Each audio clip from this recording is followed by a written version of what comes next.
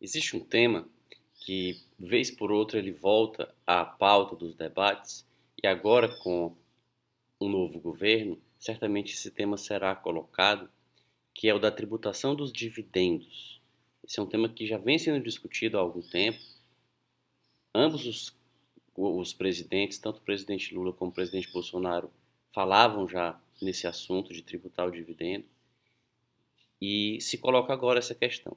Esse vídeo se propõe a esclarecer no que consiste o problema da tributação dos dividendos e os argumentos que existem contra e a favor da tributação dos dividendos. Você tire suas próprias conclusões a respeito de se os dividendos devem ser tributados ou não. Fique à vontade para deixá-las aqui nos comentários.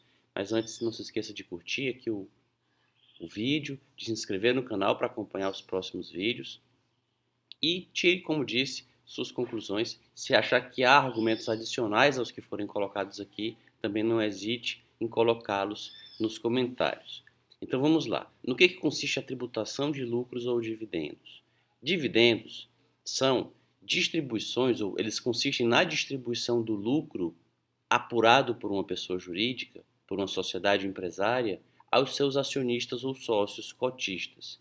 Então, digamos que uma sociedade anônima, que uma sociedade limitada, uma sociedade empresária qualquer, uma pessoa jurídica que exerce uma atividade lucrativa, econômica, ela experimenta lucros, ela aufere lucros, ela tem receitas que superam seus custos e suas despesas, e esse lucro pode ser reinvestido na atividade, ele pode ser mantido no próprio patrimônio da pessoa jurídica. O lucro é um aumento desse patrimônio, esse patrimônio aumentado pode permanecer com a pessoa jurídica, ou ele pode ser distribuído aos seus acionistas, distribuído aos seus sócios.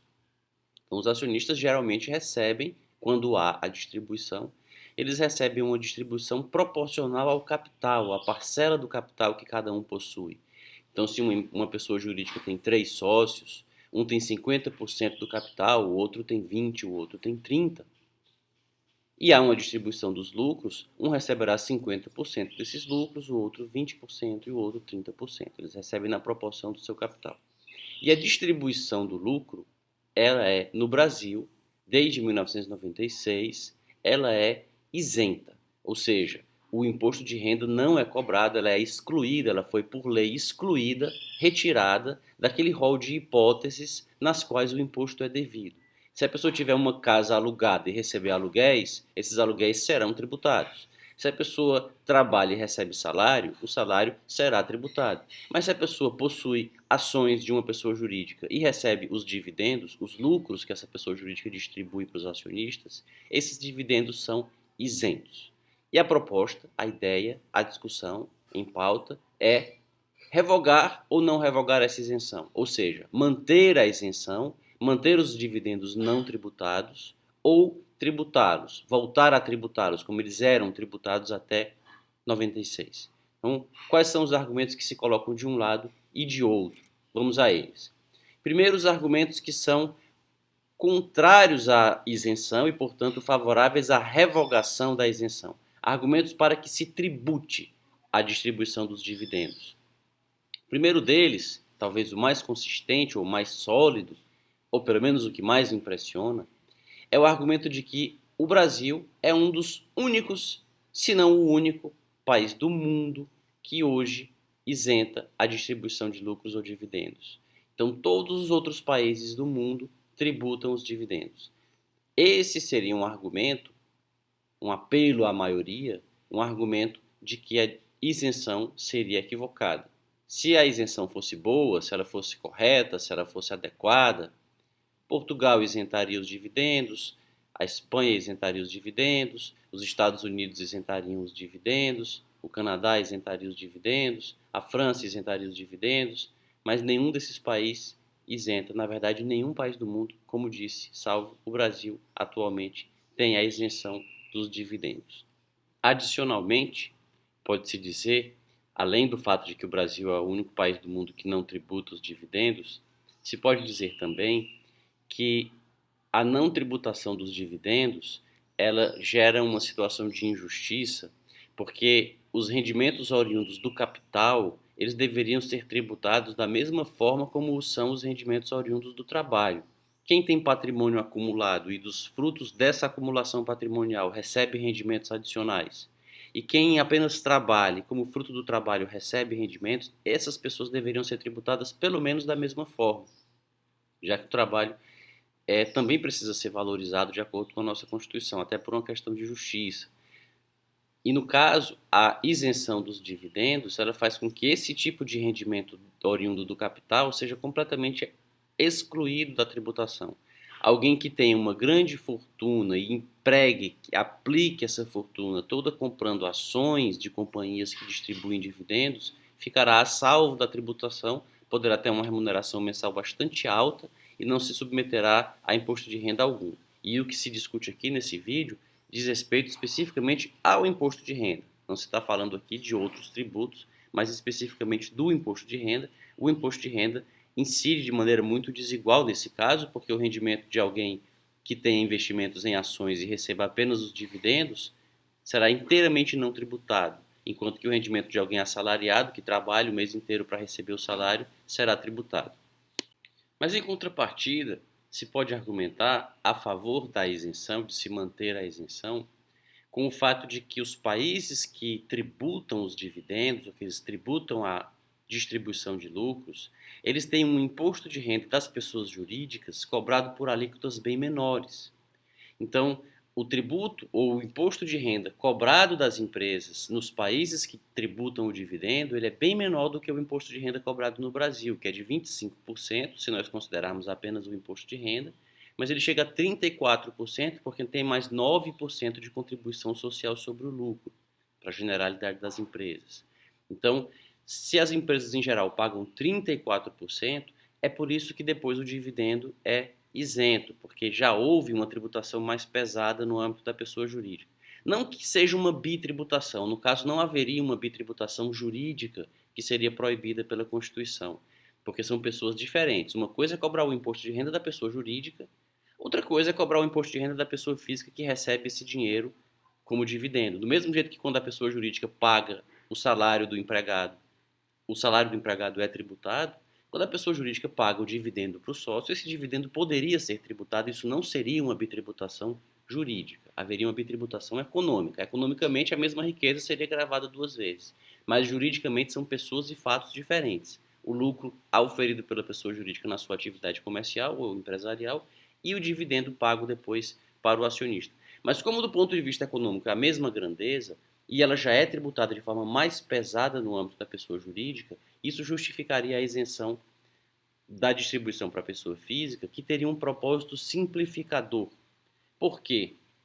Porque nos países que o imposto de renda da pessoa jurídica é menor, mas se ela distribuir para a pessoa física, se cobra mais uma vez o imposto da pessoa física em face do dividendo recebido, nesses países, e era o caso do Brasil até 96, cria-se uma prática da chamada distribuição disfarçada de lucros, que no jargão do imposto de renda se conhece por DDL.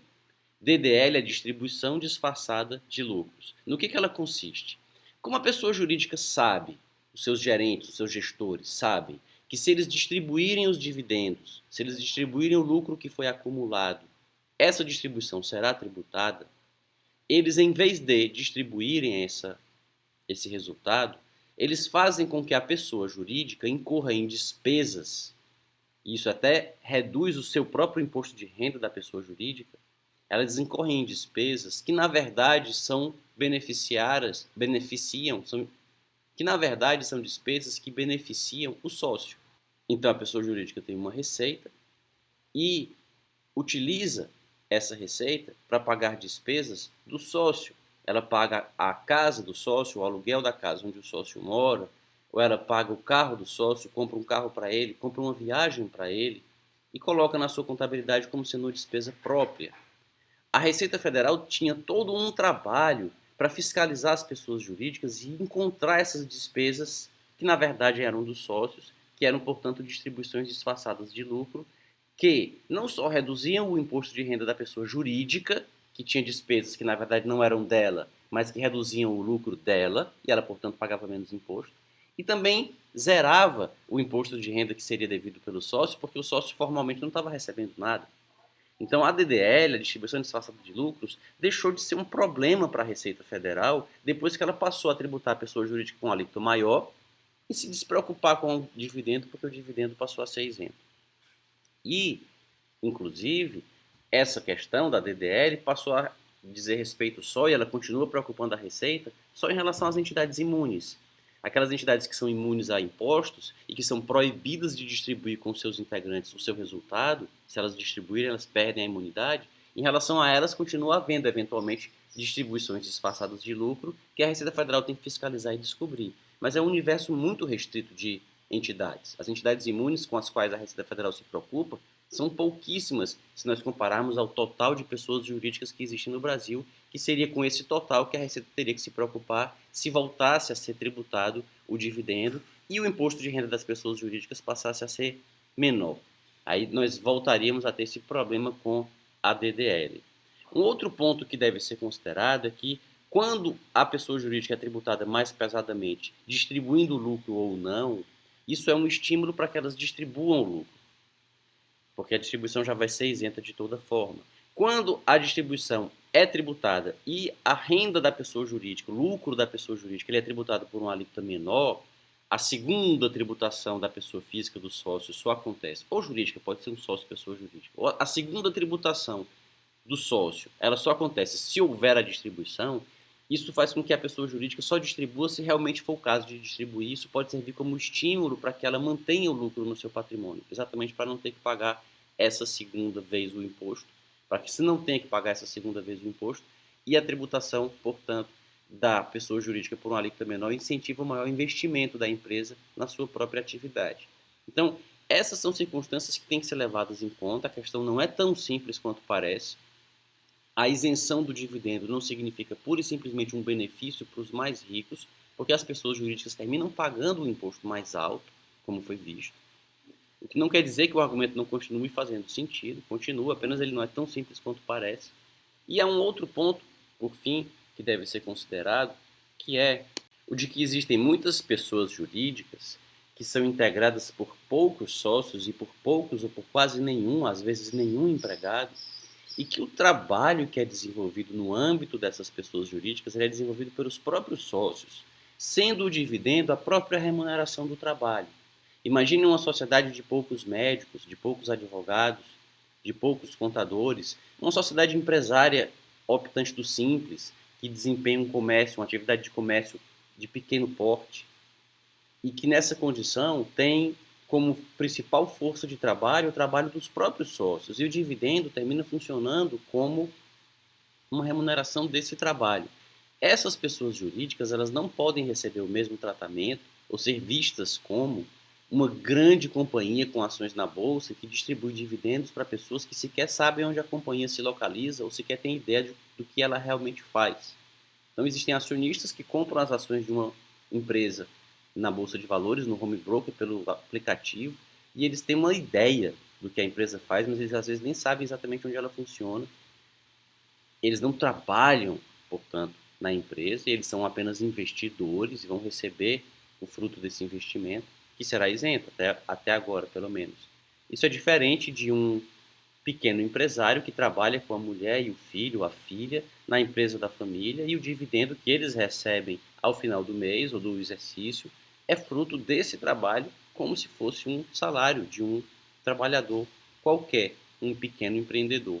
Então, o fim da isenção do dividendo pode levar a uma despejotização, que a tributação mais favorecida das pessoas jurídicas no Brasil e a isenção do dividendo leva a uma pejotização, pelo menos em relação às pequenas que optam pelo lucro presumido, embora a alíquota seja mais alta, como foi dito no início do vídeo, mas o lucro presumido faz com que a base de cálculo possa ser menor, então o imposto termina sendo menor para a pessoa jurídica e muitos se pejotizam. Isso pode deixar de acontecer, a pejotização vai ser menos frequente. E pode haver mesmo uma despejotização, as pessoas que poderiam se organizar como jurídicas vão se organizar como físicas para não ter essa dupla incidência.